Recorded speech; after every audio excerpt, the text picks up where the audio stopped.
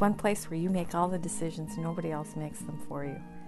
And you have control. You create your own world. And it can be one way one day, and the next day you can totally change it.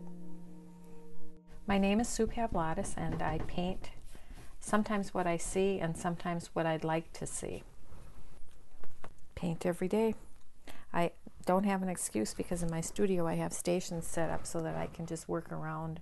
So I always have something I can do. What I really want and what I'm teaching in my workshops is to create drama. Who wants a boring painting on their wall? You can tell that the artist was excited when they did the painting. I don't want people to think I was bored. So it doesn't always look like much when you first start putting the paint on because you have to layer your paint. You need a big guy right behind you to hit you in the head when you're done. I think the biggest problem people have is they overwork them, and I have that tendency, so I found that I could take care of that problem by doing more than one painting at a time, and then getting the chance to not put paint on, viewing it, looking at it rather than finishing it. Sometimes you think about them longer than you actually paint them.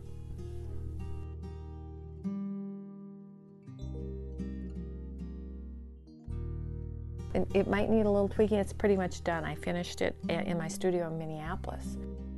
Well, I don't want it to be just an ordinary painting, so I use the electric blue to let you know there are trees behind it, but I don't spell them out for you. It's really relaxing to paint. It's how you get rid of all your troubles. And if you don't get to paint, then you have trouble. It makes you crabby. I'm just going to put the sky in, and then I'm going to put the shadows in. And I'm not into small brushes for anything, so. And I've got my trees back there. I might as well do those while I'm thinking about it. And let them run into the sky so they're not as defined. It gives you a better feeling of depth when you do something like that. And without really doing a lot, I pretty much have my painting laid out. Landscape painting to me is like a puzzle, and when it turns out good, then you solve the puzzle, and if you don't, then you do a new one.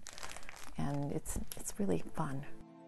And you take it as far as you want. But what I found as I have progressed in my painting is that I want less detail and more shape, so that they're really strong when you look at them. I don't do very weak paintings, and I want you to feel that strength when you look at my paintings, even though I'm not real tall.